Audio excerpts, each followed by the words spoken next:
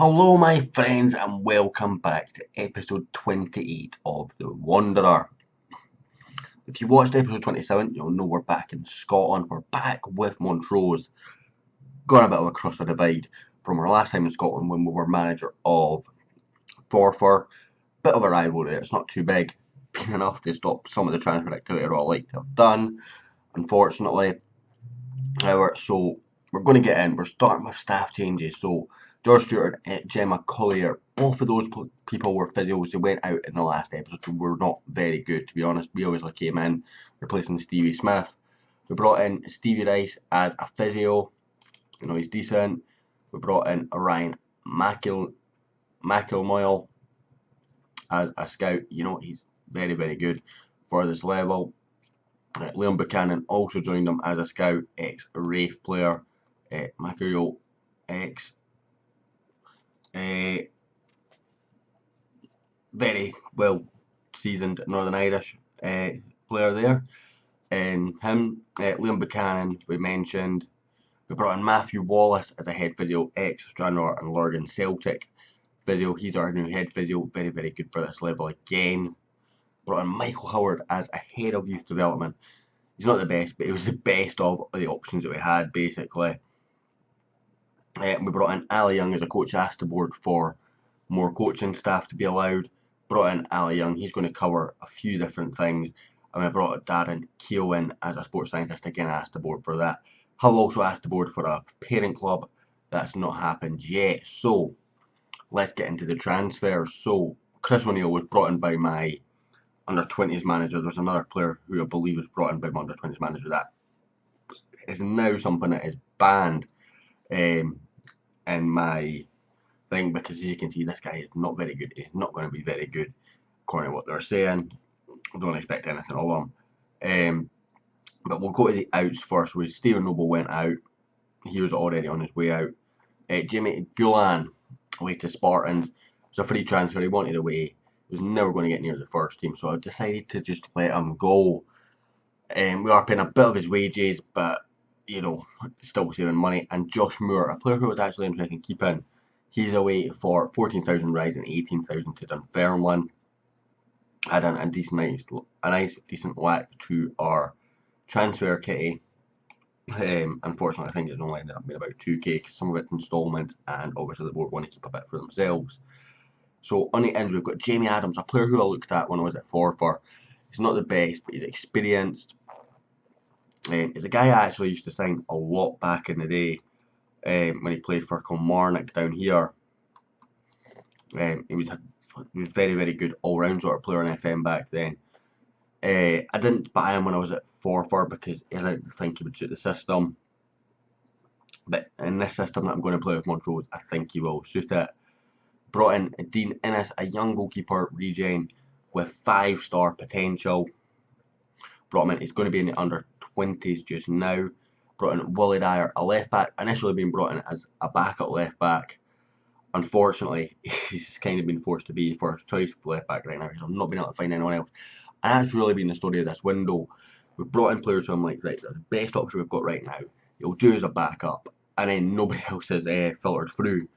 Ross Evans, another goalkeeper with 5-star potential, 18-year-old, first team ready. Really going to be working on this kid. I say first team ready, he's not first team ready for this level. He's at the same level as our current goalkeeper, who it's his League 2 level.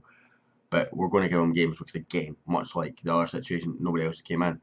Stuart Bailey, a guy that's came in on our regen. He's came in from being a free agent, free transfer, previously of Kilmarnock, I believe.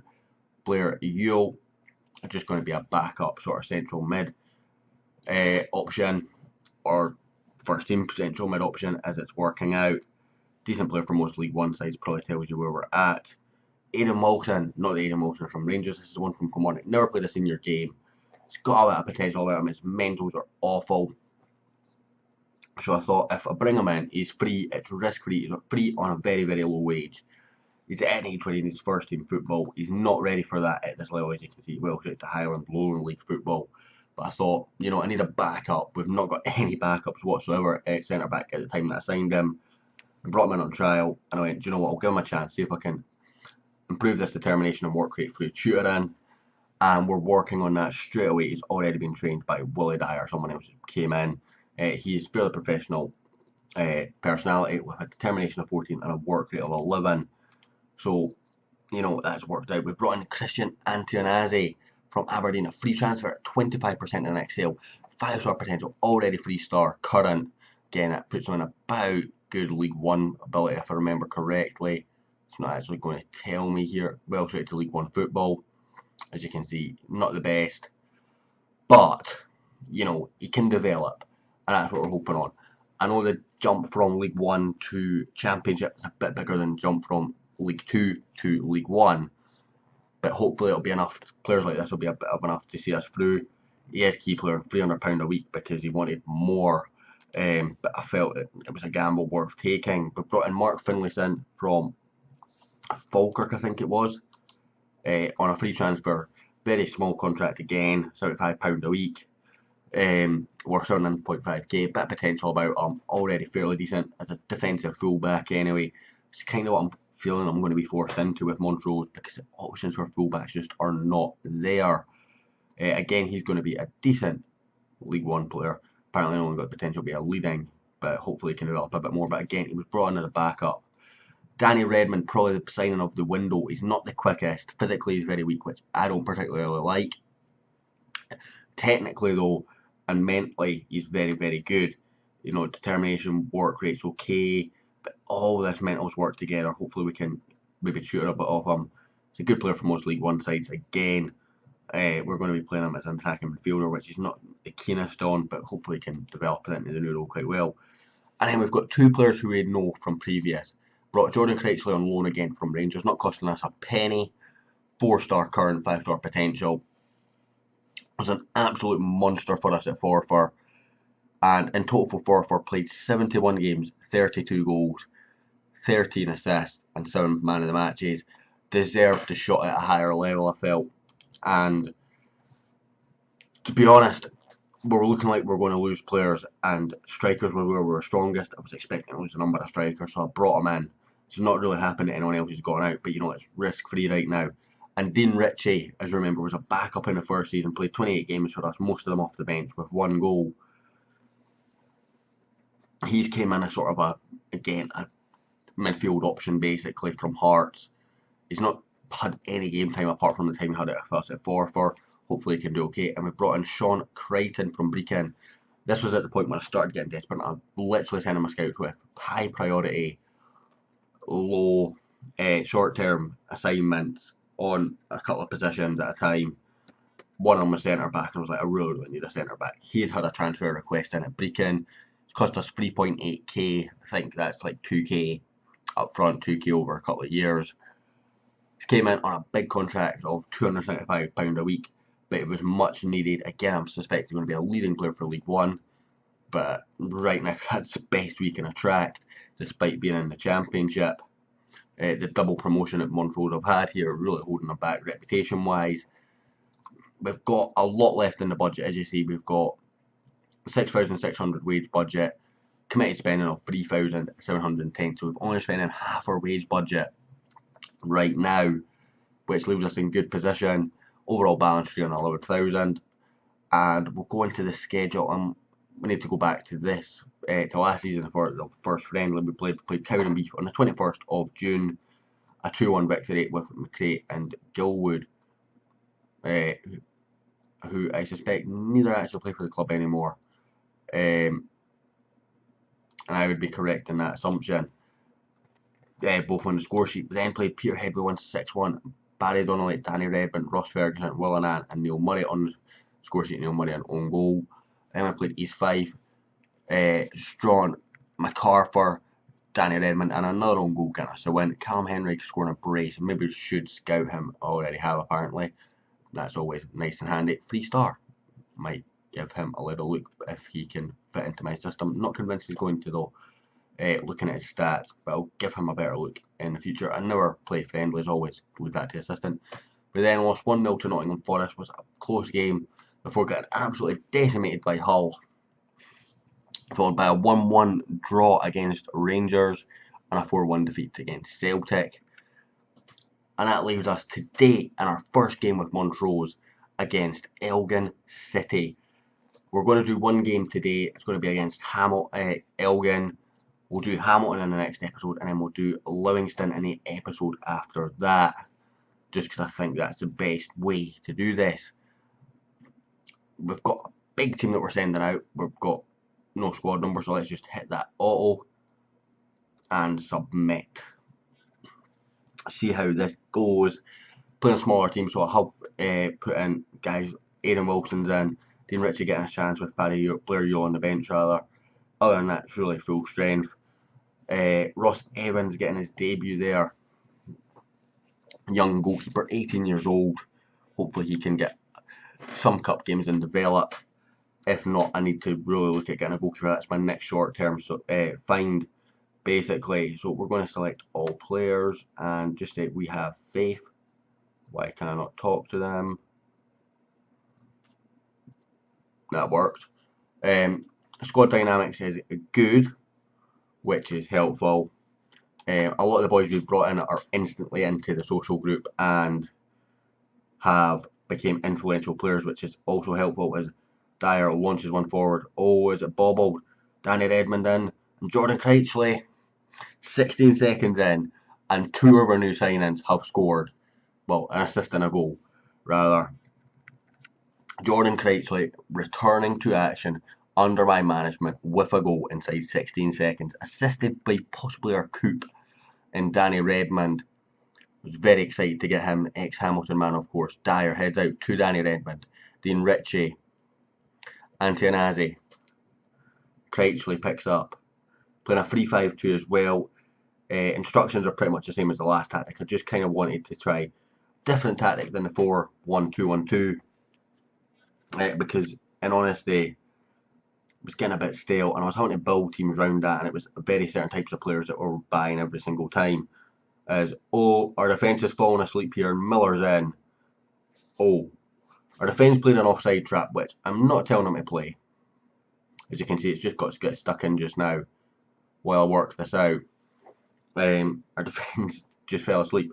Did make offers for Mark McCallum, Scott McKellar, and Dylan Easton of Forfar. All three of them said that their loyalties were with Forfar. They didn't want to move to a rival team, basically. Understandably, I get it. Giving the two of them helping them meet on my favourite personnel, on our favourite personnel, made that a bit of a sting to take when they don't have Forfar on their favourite personnel. In a couple of cases, Critchley's in again. He's at the post this time. Unlucky there from Jordan Critchley. Scored with only shot on target though, so that's helpful. Well, they have a shot on target to respond to that. Scott McKellar is the only one to have moved. I think I offered to Forfar to pay them double the money that he actually moved for. He's moved to Falkirk for just under 3k plus add-ons. We offered just under 5k with add-ons. Got instantly accepted, which shocked me a little bit. I was expecting a bit of a harder battle, particularly when my scouts were saying they don't want to sell. Just going to say don't get complacent out there, because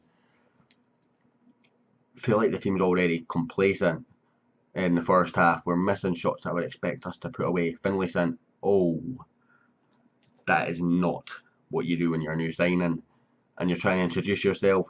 Play a ball that's that far away. I've not set up my corner tactics. This could be dangerous.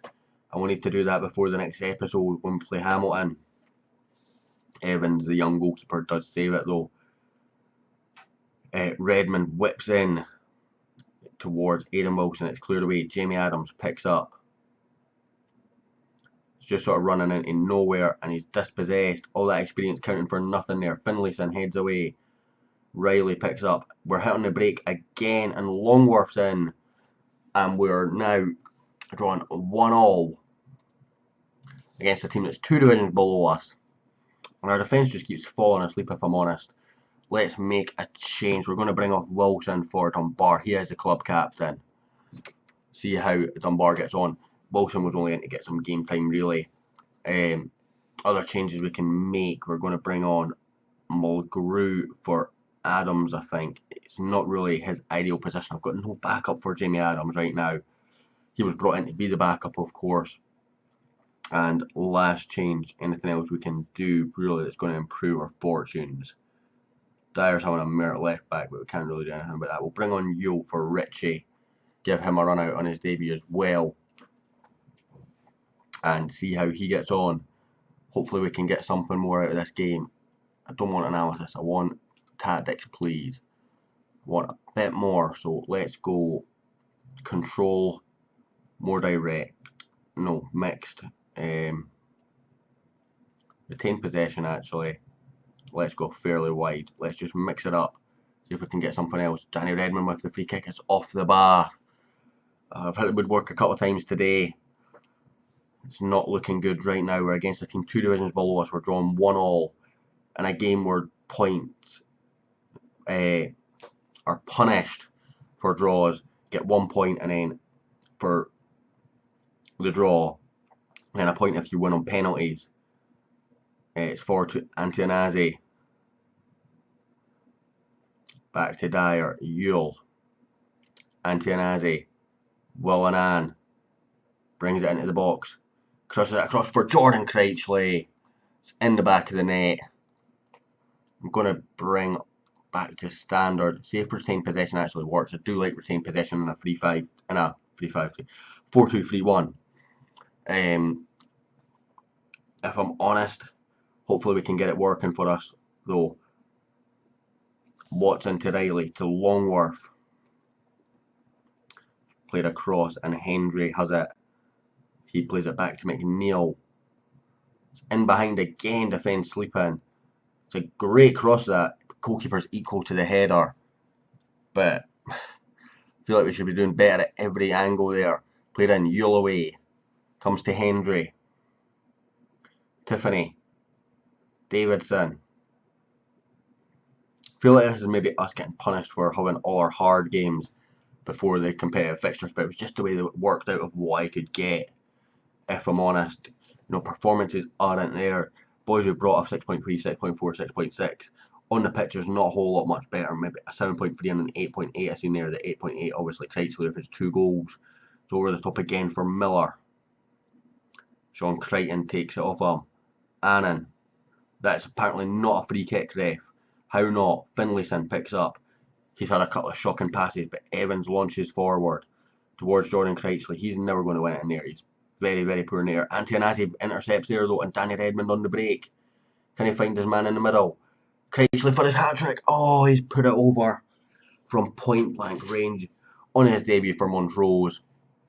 His return under our management could have been such a fairy tale. Nowhere against a team that's 2 divisions below us. We really should be comfortably beaten. But that would have been an absolute golden opportunity for him to introduce himself to the fans very, very well. Well done, lads. I'm just going to say it was a bit of a let-off, but, we'll work with it. Anyway, guys, the next episode is where we'll be against Hamilton. That is literally the next game, so it shouldn't be too much to go into in that episode. It should just be the game. Thank you very much for watching. I hope you enjoyed this episode. If you did, hit like, hit subscribe, and I'll hopefully catch you all next time.